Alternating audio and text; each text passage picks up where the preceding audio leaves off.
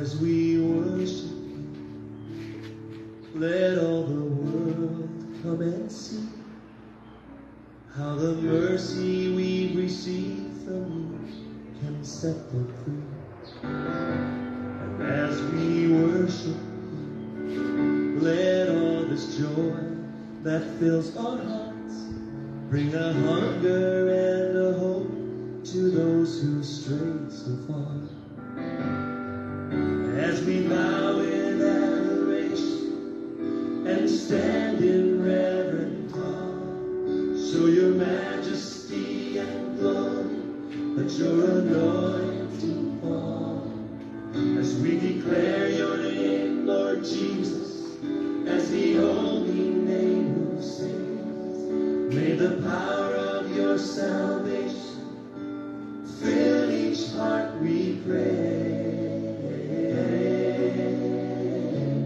As we worship you, let all the nations hear our song, the song of Jesus and his blood that proved his love for all.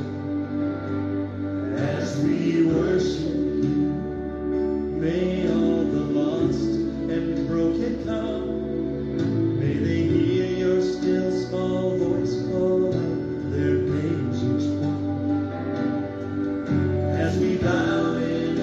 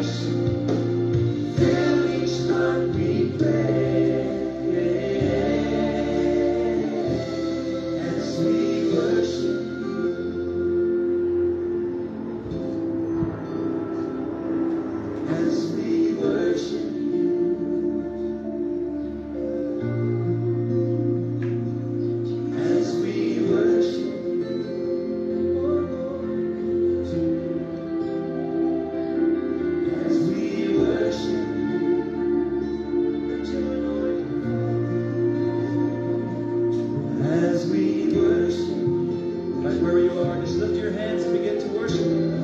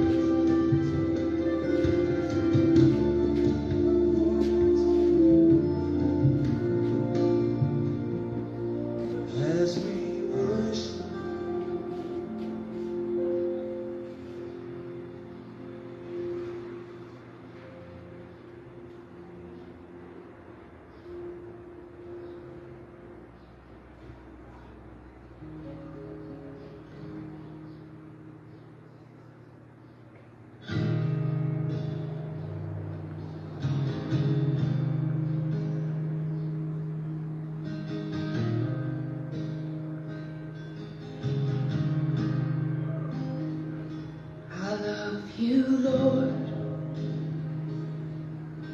oh, your mercy never fails me. All my days I've been held in your hand. From the moment that I wake up until I lay my head, oh, I will sing of the goodness of God.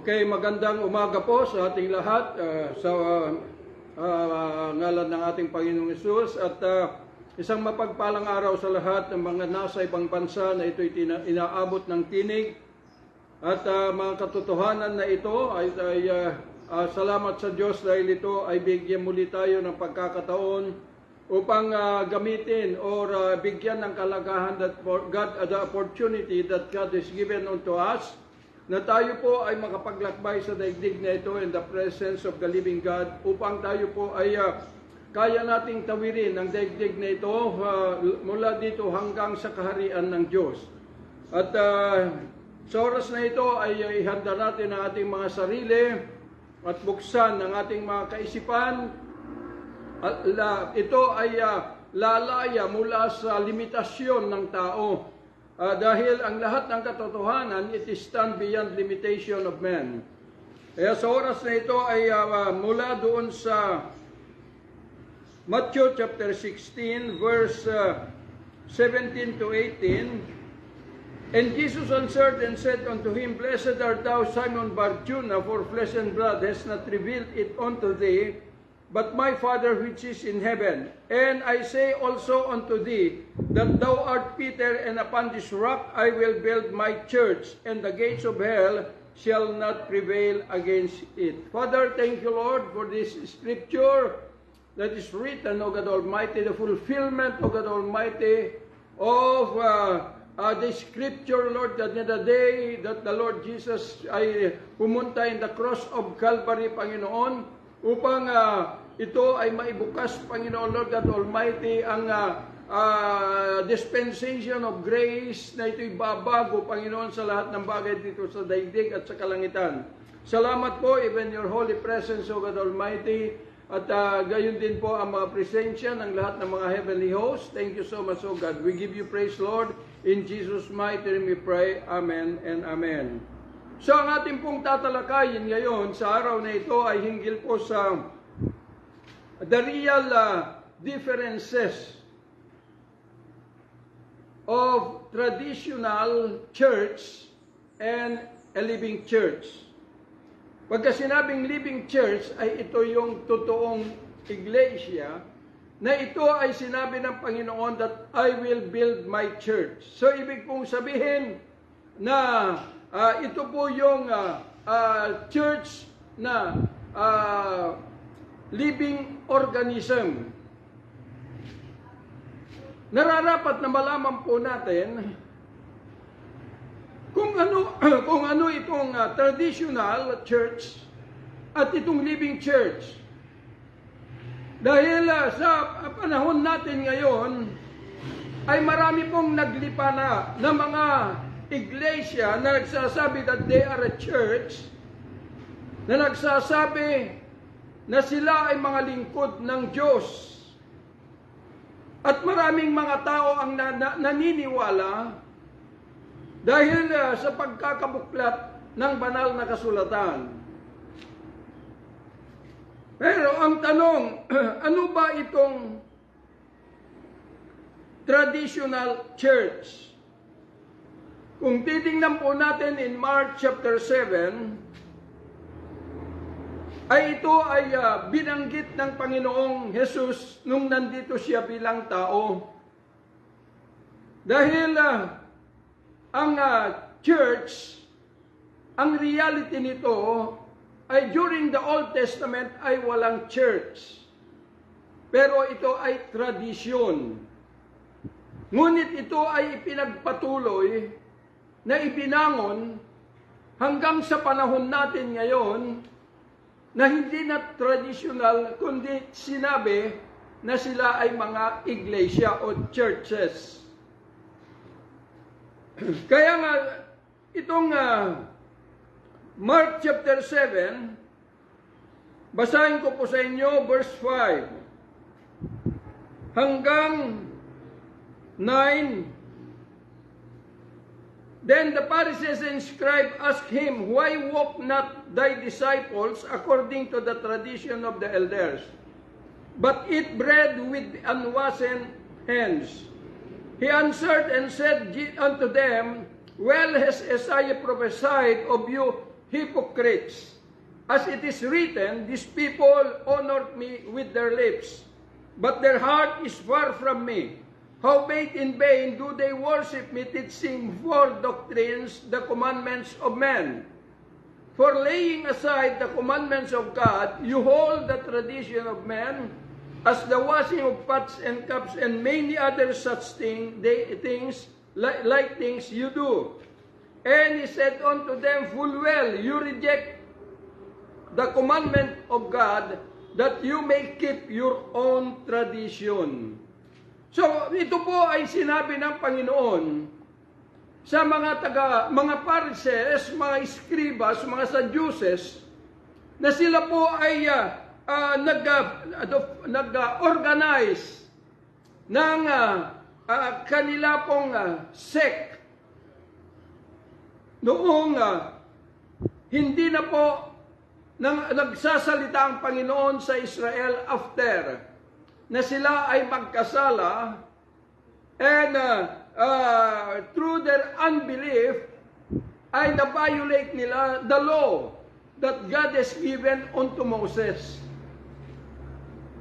Actually, this law, inuulit ko po, ay ito yung sinasabi doon sa Hebrew chapter 7 that it is the law of carnal commandments. Ibig pong sabihin, itong batas na ito ay siyang ibinigay ng Diyos kay Moses na magpapakita na yung kanila pong mga kalikasan or karakter ay naaangkop doon sa layunin ng Diyos bilang siya po ay nagbabantay sa kanila. That as they are motivated by the Spirit of God, kinakailangan na ito yung tuntunin nila ang batas na ito sa kanilang physical na pamumuhay here on planet Earth. Kaya lamang nabaling nila ang kanilang mga atensyon sa mundo na ating pong kinapanganakan, na ito yung mundo na kung saan ay dito naghahari ang kadiliman, na yung sabi po ng Book of Revelation that the whole world is the habitation of devil. So, dito po ay na-focus nila yung kanilang attention sa kayamanan, sa pagkain, sa mga bagay dito, mahalaga dito sa daigdig. Kaya po, sila ay nagkasala at ito po ay nahiwalay, nawala po yung paggabay ng Diyos sa kanila. Kaya nanahimik ang Diyos ng about 400 years before the birth of our Lord Jesus Christ. Kaya dito po, nung nanahimik, ito po ay tumayo ang mga Pharisees, mga Sadducees, mga Escribas, upang ibangon ang isang tradisyon na ito ay kanila pong tatalakayin concerning the law and the prophets. The law of God na ito'y ibinigay kay Moses. Na ito ay sa pamamagitan ng kanilang karunungan, ay ginawa nila ito, na inalam, itinuro kung ano ang Diyos concerning this theological tradition na kanila pong ibinangon. So, itong mga Pharisees and mga Sadducees, ay sila po yung nagpatuloy na in-initiate concerning the law of God na ibinigay kay Moses, na ito ay imbes na ang batas ng Diyos ay ito ay kanilang ginagawa at sinusunod, hindi po dahil ito po ay kanila na pong ginawang tradisyon. Tuntunin na akala nila na sa kanilang pag-aaral dito ay pagpapanatili ang kanilang mga buhay dito, ay ang gabay ng Diyos ay nandun pa rin. Kaya makikita po natin na dahil naging tradisyon, ang ito pong ginagawa na ng mga Jewish people after na sila ay mahulog at maputol bilang sanga ng orihinal na ulibo. Kaya dito po ay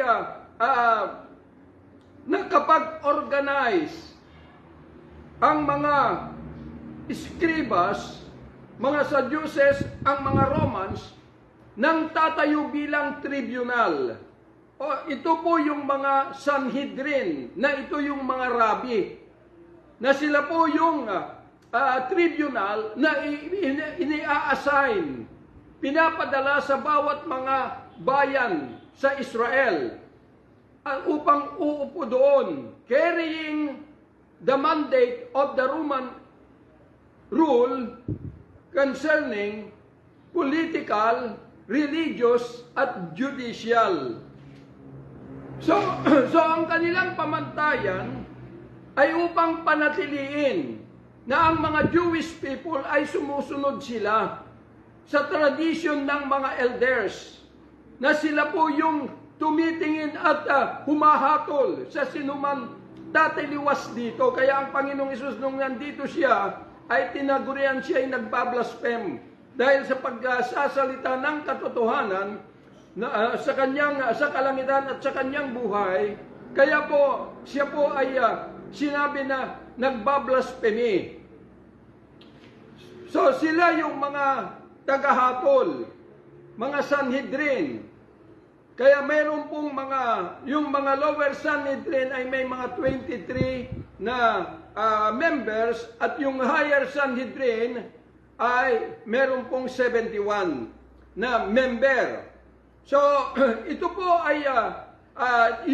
yung tradition that they are subject for the fulfillment of the law that God has given to Moses.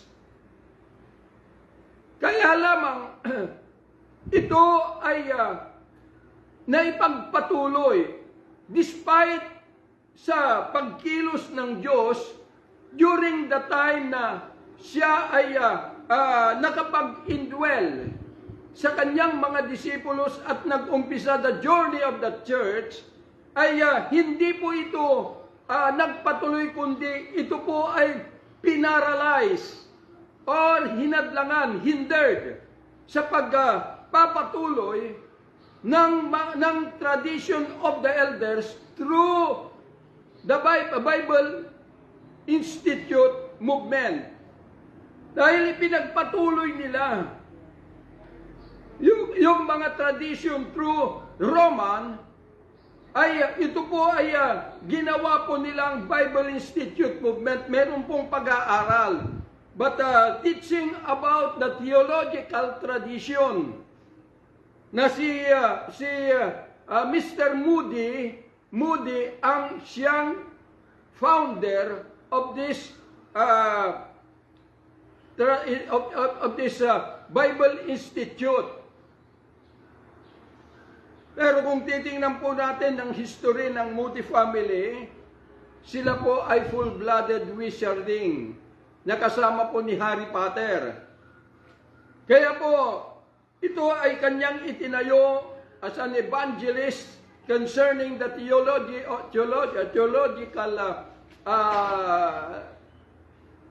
tradition. Kaya ito yung lumaganap sa buong mundo. Na imbes na may pagpatuloy yung pag-angat ng buhay na iglesia, sa unang pagkakataon na nung bumaba ang the risen Christ, ay ito na po yung full operation of the Spirit of God.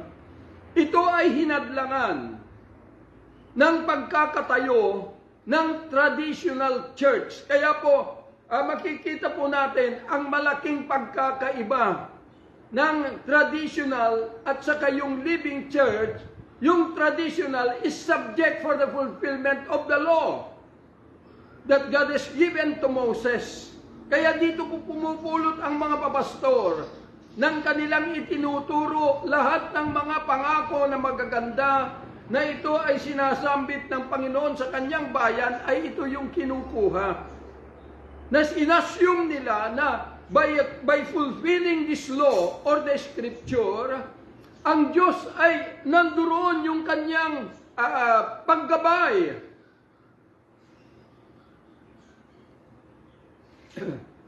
Yun yung kanilang inassume.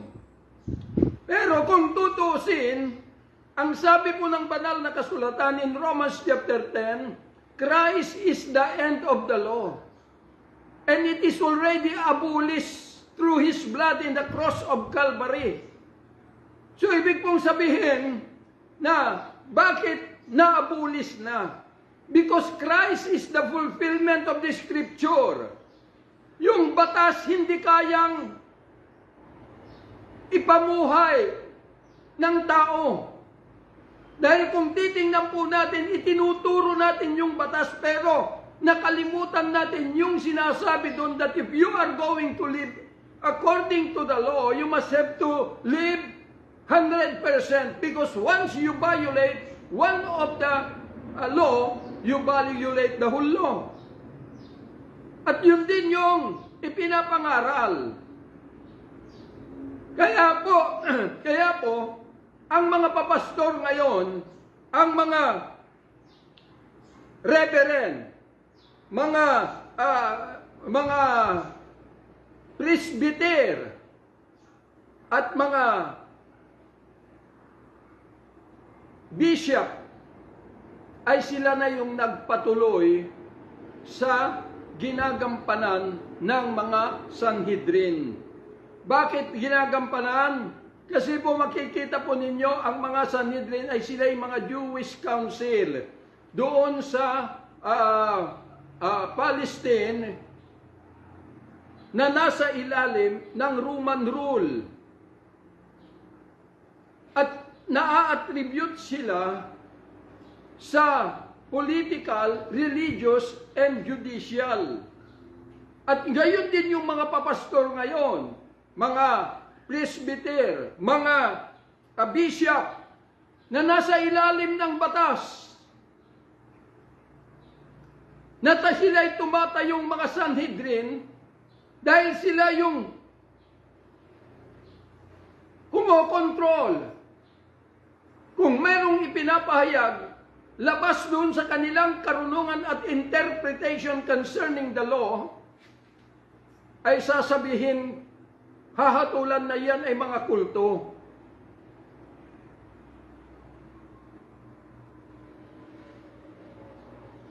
Bakit nasa ilalim ng batas? Because ginamit nila yung chaplaincy para magtipon-tipon ng lahat ng mga papastor, mga bishop at mga presbyter upang ipagpatuloy yung pong naputol na tradition of the elders na ito ay tinitingnan ng mga Sanhedrin kung sinusunod ng mga Jewish people.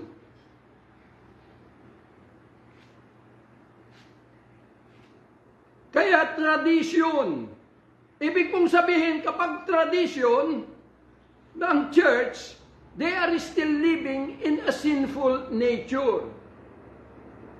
Dahil yung batas na ito'y hindi nasunod ng Israel, kahit na sila'y they are motivated by the Spirit of God, hindi nila nakaya. Kaya nga dumating ang Panginoong Hesus para hindi na yung tao ang siyang magsakatuparan, kundi sa pamamagitan niya ay may sakatuparan na ito.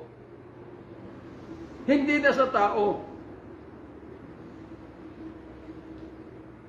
Kaya makikita po ninyo, ang traditional ay namumuhay po sila. They are living of what they see. Walk by sight and not walk by faith. The real church ay walk by faith, but the traditional church is walk by sight.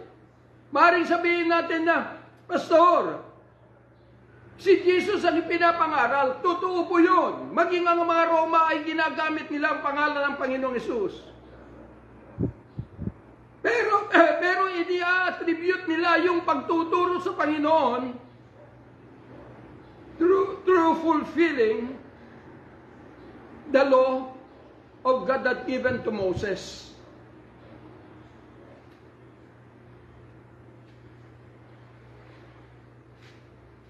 Pero ang tunay na iglesia is walk by faith. Ito po yung pananampalataya na ito ay regalo mula sa Panginoong Hesus. He is the author and finisher of faith. Kaya nga sinasabi ni Pablo, maliwanag po na sinasabi po ni Pablo doon sa Galatians chapter 3.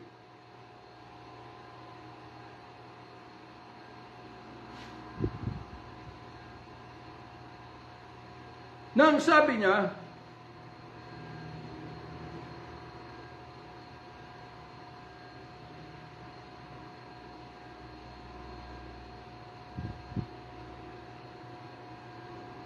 but before faith, but the scripture has concluded all under sin, that the promise by faith of Jesus Christ might be given to them that believe. But before faith came, we were kept under the law. So ito yung pinagtitibay ng mga Sanhedrin na kinakailangan mapanatili nila yung mga Jewish people to live in the tradition of the elders. So maliwanag that the promise of faith of Jesus Christ might be given to them that believe. But before faith came, we were kept under the law, shut up unto the faith which should afterwards be revealed. So, ibig sabihin, na wala, yung hinggil sa pananampalataya kay Kristo ay wala sa kanila. Kasi hindi nila tinanggap. But they have their faith na ito ay motivated through the law of Moses. Yun po yung kanilang pananampalataya. Wherefore the law was our schoolmaster to bring us unto Christ, that we might be justified by faith. But after the faith, that faith is come, we are no longer under the schoolmaster. So ibig pong sabihin, kung ang pananampalataya ay darating na, hindi na tayo kailanman under the schoolmaster, which is the law of God na ibinigay kay Moses. Ito, sabi ni Pablo, ang nagdala sa atin kay Kristo, sabi niya, upang makamtan natin yung pananampalataya na nasa sa Kanya. So, ibig pong sabihin na ang traditional church ay they are living in the righteousness of the law. Na ito yung bumulag sa mga Israel, na ito ay pumatay sa kanila. 2 Corinthians chapter 3. But the living church is living into the righteousness of God through the faith of Christ. Through the faith of Christ, ibig pong sabihin na ang pagkakaiba, yung righteousness of the law at yung righteousness of God through the faith of Christ, ay yung pong righteousness of the law, the mind of your mind is subject to the law of God that given to Moses na kailangan sundin at ma-fulfill. Pero the righteousness of God through the faith of Christ ay malaking kaibahan dahil yung kaisipan natin must be subject to the faith of Christ, which is the word of reconciliation that God has given to us, even we Gentile by nature, na ito yung magdadala sa atin to live in the righteousness of God. Yun po yung kaibahan. Kaya yung mga churches ngayon, ang dinadala nila is the law of Moses.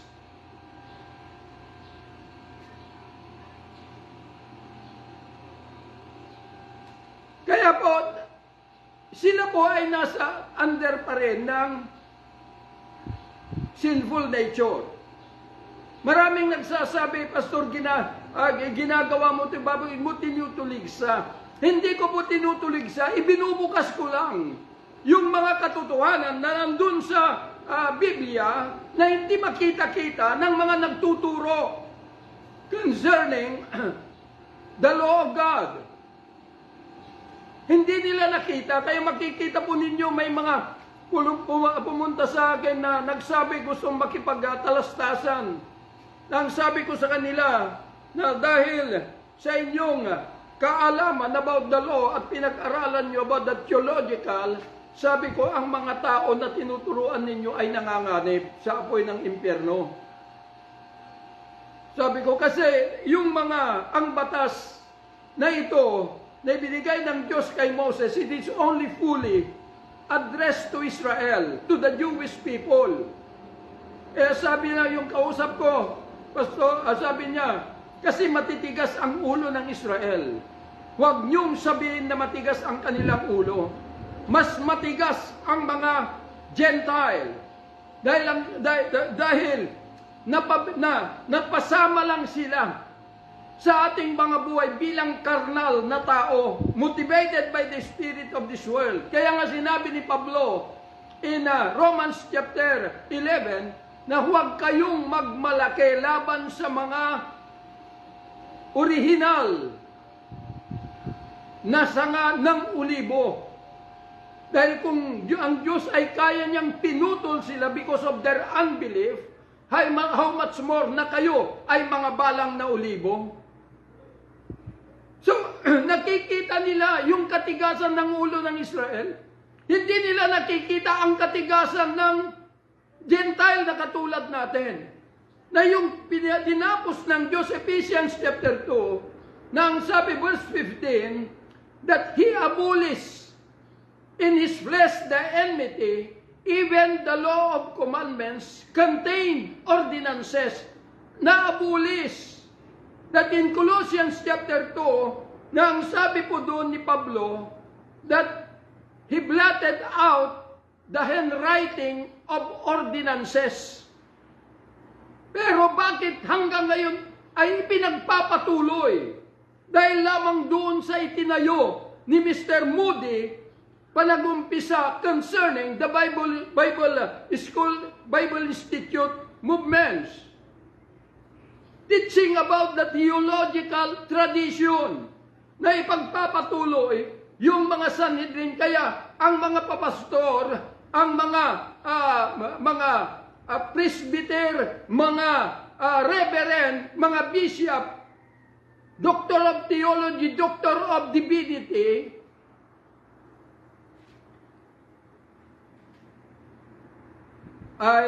they are traditional. Kaya nga nung sabi ni Prophet Isaiah, na sabi ng Panginoon, kayo'y mga hipokrito.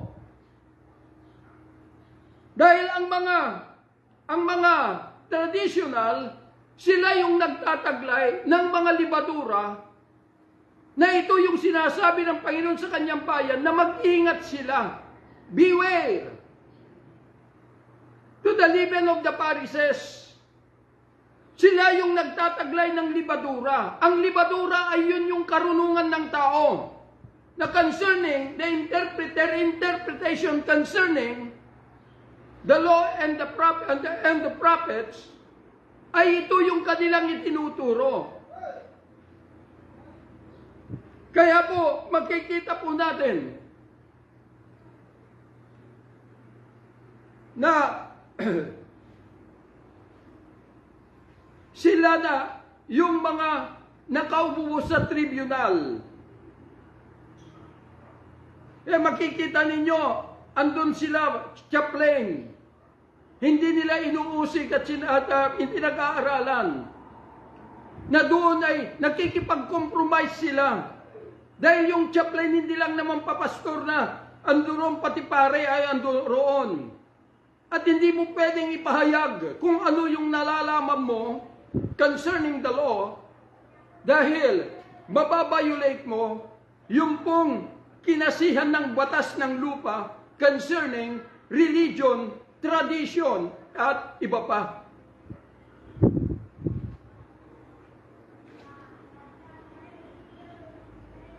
Kaya makikita po ninyo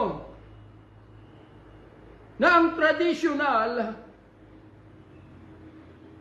they are walked by sight. Dahil kung ano yung nababasa nila, yun yung ipinapangaral.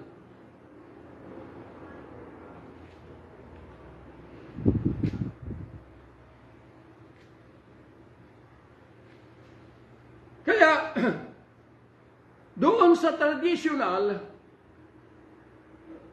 ay nakabatay po sa batas ni Moses na binigay, batas ng Diyos na binigay kay Moses.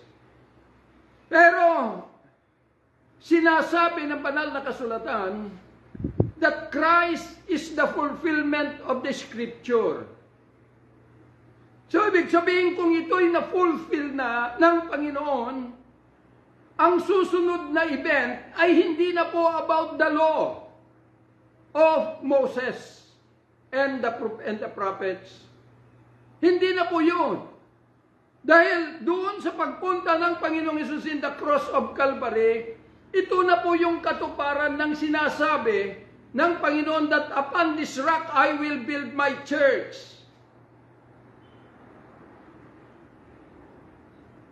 That the gate of hell should not prevail against it. So, ibig pong sabihin na the traditional church ay dito sila kumikilos, fulfilling the law of God that given to Moses. Oo, taglay ang pangalan ng Panginoon, ini-incorporate lang nila rito. Pero mas higit na tinitingnan nila na yung batas na ito, tinatawag nila ang Panginoong Hesus na siya yung magsasakatuparan. Pero hindi po, dahil nung na-fulfill na po yung batas, the Scripture, through the risen Christ, ay nabago na yung event. Ito ay pinalitan na ng Gospel of Christ, ang Ebanghelyo ni Kristo. Kaso ang mga traditional, ang Ebanghelyo na itinuturo nila, ay yung batas pa rin na naabulis. Kaya nga makikita po natin doon sa Book of Mark.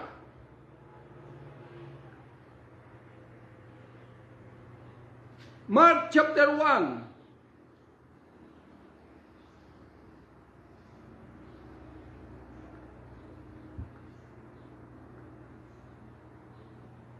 Na ang sabi po, verse 1, the beginning of the gospel of Jesus Christ, the Son of God.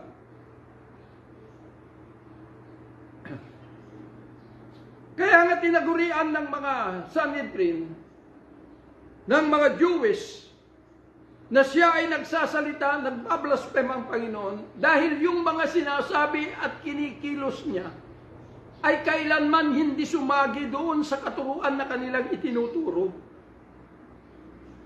Hindi nila nakita.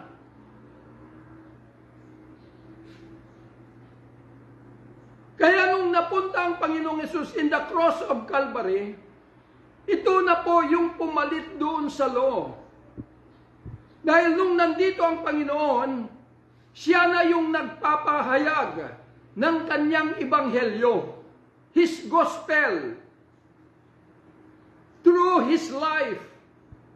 Pero kinakailangan pupunta sa cross ng Calvary, offering His life unto the whole world. Kaya nung nagpunta roon, wala na pong kanyang katawan na ito'y maghahayag sa ebanghelyo. Yung kanyang ebanghelyo. Kaya po, nung bago umakyat sa kalangitan, ang sabi niya sa kanyang mga disipulos na preach the gospel to all nations. Ipahayag ninyo ang ebanghelyo sa lahat ng mga nasyon. Pero may sinabi siya, but wait until you be endued with power from on high.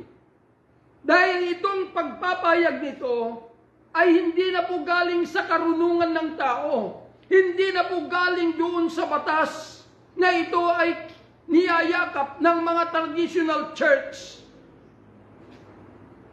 Kundi ito ay isang katotohanan na hindi po kayang ipahayag ng karunungan ng tao, kundi ito po ay magmumula sa mga taong dinadala ng Espiritu na ito ay naiukit sa kanilang mga buhay yung Gospel of Christ.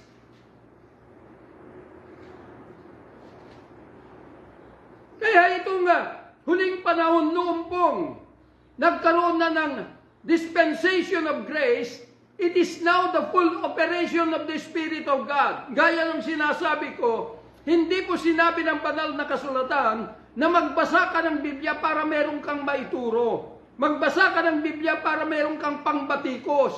Although sinasabi ng banal na kasulatan na ang Scripture ay hiningahan ng Diyos for rebuke, for correction, for reproof, and for para sa pag-aaral ng katuwiran ng Diyos. Totoo po yun. Dahil kanino po sinasabi? Kay Timothy. Dahil si Timothy, ipinanganak po siyang Jewish Christian Jew na ito'y holding the righteousness of God through Moses.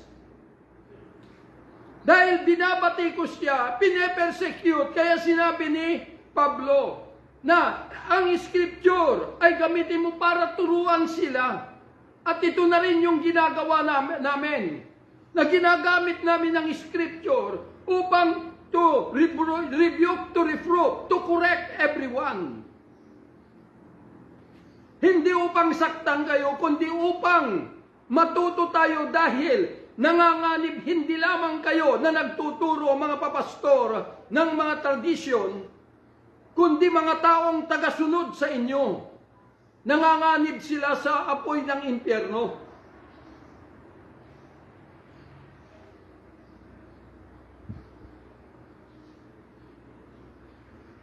Kaya malaki pong kaibahan.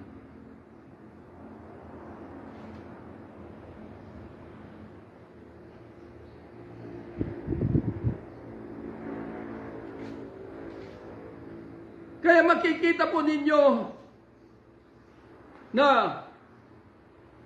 preach the gospel, the living church, ay ang gospel sa kanila ay yung kanilang mga buhay.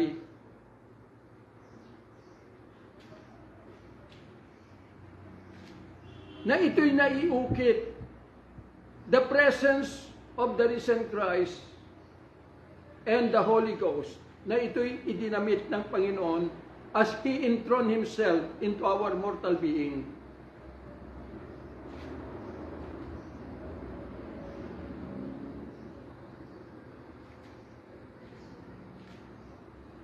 Kaya po malaki po ang kaibahan.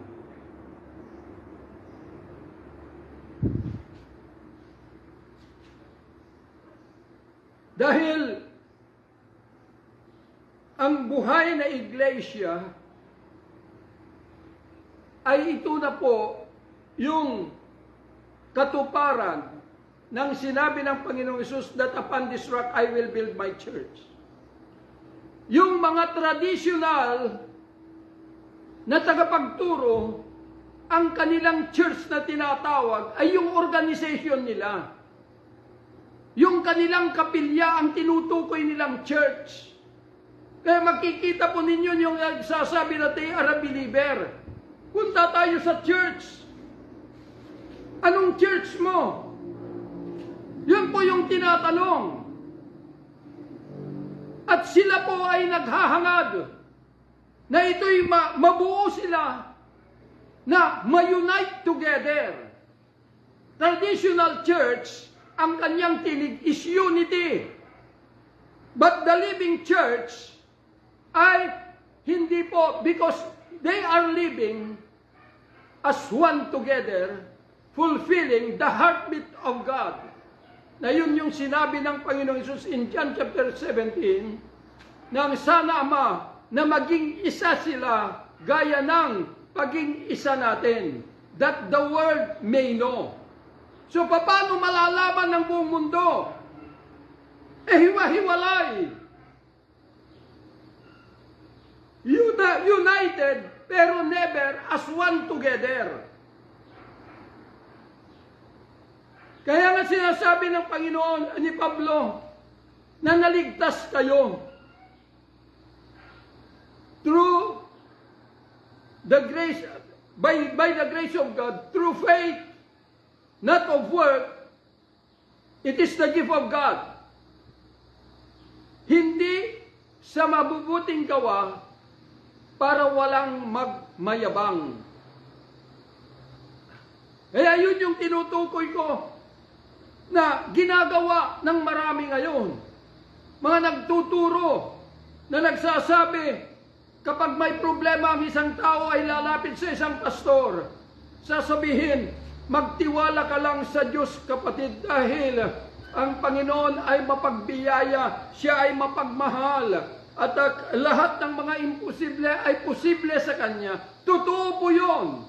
Kaya lamang, ang tanong, yun bang pinagsasabihan at nagsasabi ay meron na po bang tunay na ugnayan sa buhay na Diyos?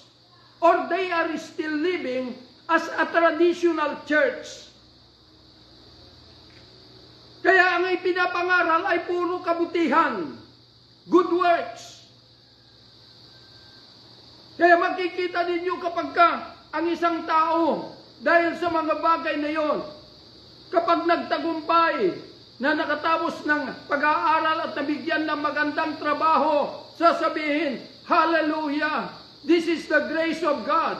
Mga minamahal na mga kapatid, the grace of God is not given to us because of the material world. But God, that grace of God has been given in order na tayo po ay lubos na makalaya from the kingdom of Satan through the law of the flesh.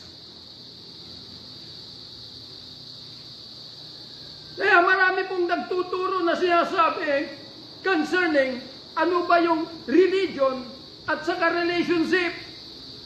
Pero, do they know about the reality of relationship? Relationship is to cleave to Christ.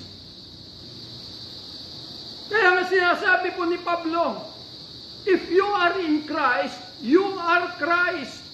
Ibig sabihin, once na ikaw ay may tunay na relasyon sa Diyos, you are already set free and living into the liberty of the Spirit. Na binigyan mo ng pagpapahalaga the opportunity that Jesus has made for the whole world. Na ang sabi, the Son of Man has set you free, then you are free indeed. Wala nang makakadlang sa iyo. Wala nang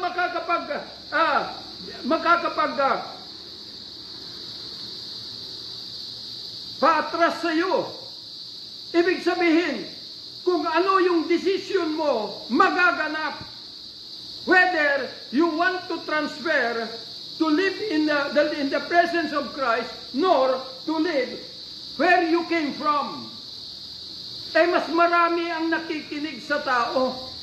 Marami ang nakikinig sa mga matatalino, mga bagong Sanhedrin sa mundong ito.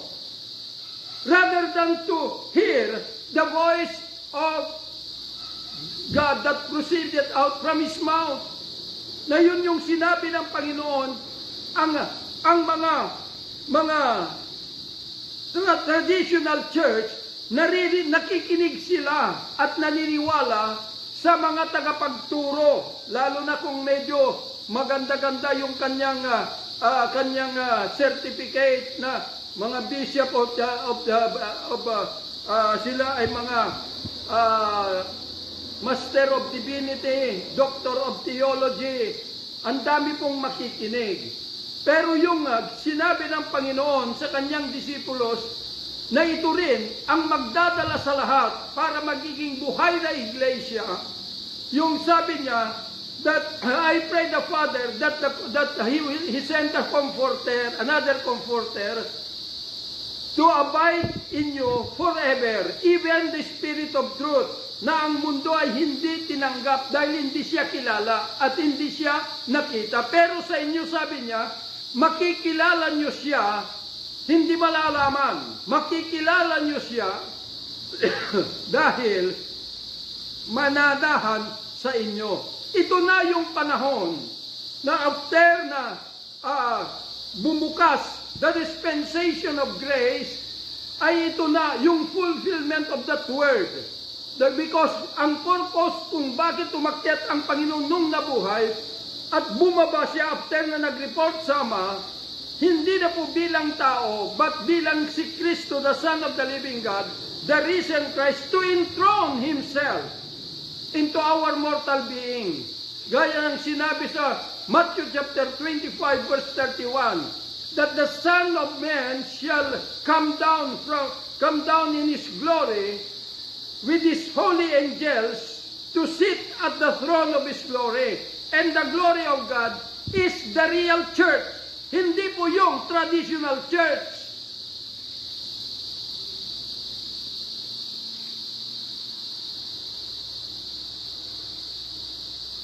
Kaya po, ito ay panawagan sa lahat na gumising na. Dahil maraming mga taong mapapahamak at pati ikaw na nagtuturo, kapatid, ay mapapahamak ka.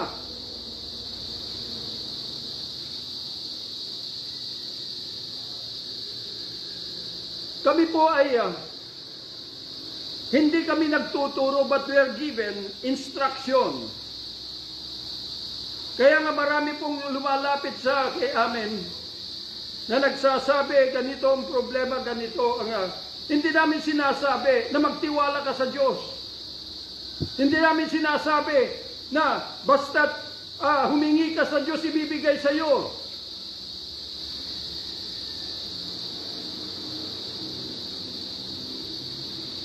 Dahil ang Diyos lamang ang siyang makakapagpatunay whether He is qualified or not to receive that reward na nasa kamay ng Diyos. Kaya ang sinasabi lang namin, hanapin mo the presence of the risen Christ at manatili ka in His presence. Dahil doon sa kanyang presensya, nandoon yung katuparan ng lahat na maibsan ang iyong pagdurusa sa daigdig na ito. Ang traditional mas higit na mahalaga yung pang-physical na katawan. Pero tandaan po ninyo, kahit na magtagumpay kayo sa physical na buhay, lahat ng businesses ninyo, lahat ng mga ninanais ninyo sa physical na katawan, mamamatay at mamamatay ang katawan na yan. But the problem is you being kaluluwa na nakabilanggo dyan. Na ito'y binigyan ng Panginoon the opportunity to decide. Na ito'y lumaya mula doon sa pagkakabilanggo. Because ang katawan nating physical, this is the kingdom of Satan.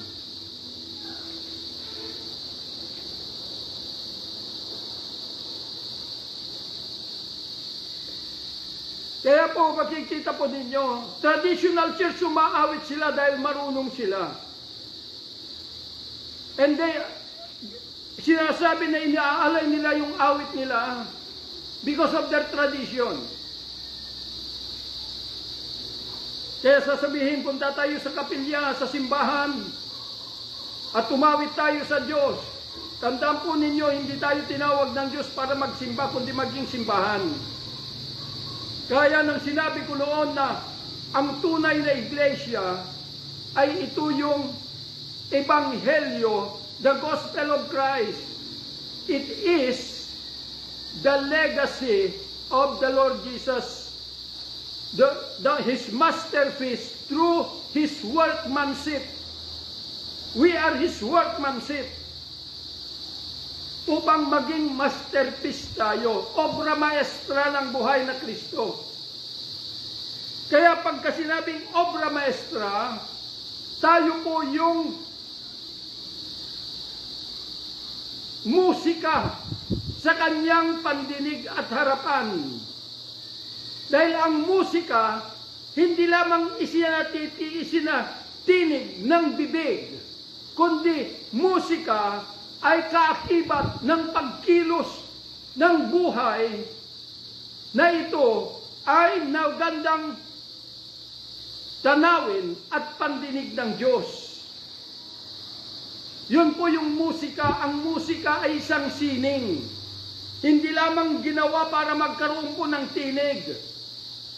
Hindi po yung awit ninyo ang doon naluluwalhati ang Diyos, kundi yung awit na nakikita ng Diyos sa buhay natin.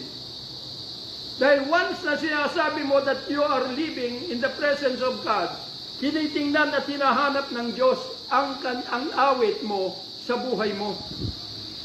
Dahil tayo po ang kanyang obra maestra. Ephesians chapter 2, verse 10. His masterpiece, the workmanship of God.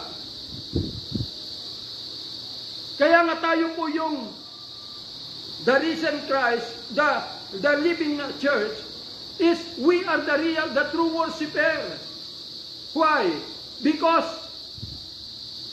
the risen Christ, the Spirit of God, and the Spirit of truth dwell together in our mortal being, and we are living and subject to the law of the Spirit.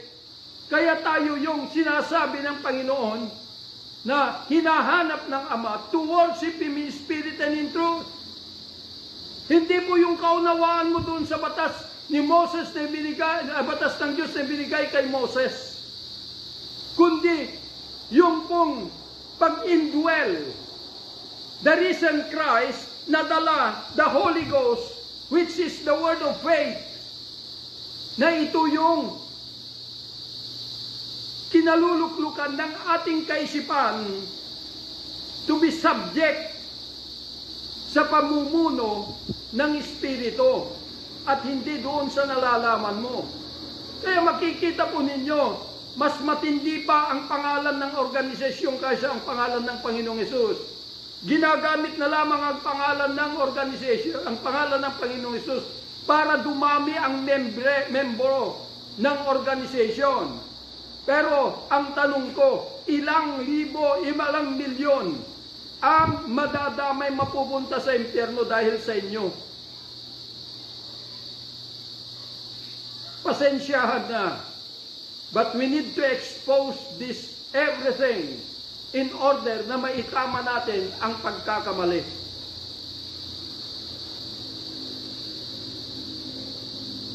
Kaya pumahal tayo lahat ng Diyos.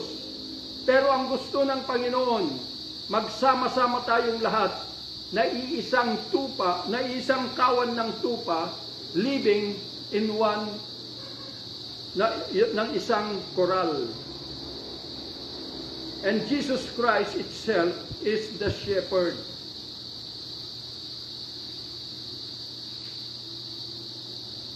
Maraming mga sinasabi ng mga papastor na darating daw ang panahon na pag-isahin tayo ng Diyos lahat.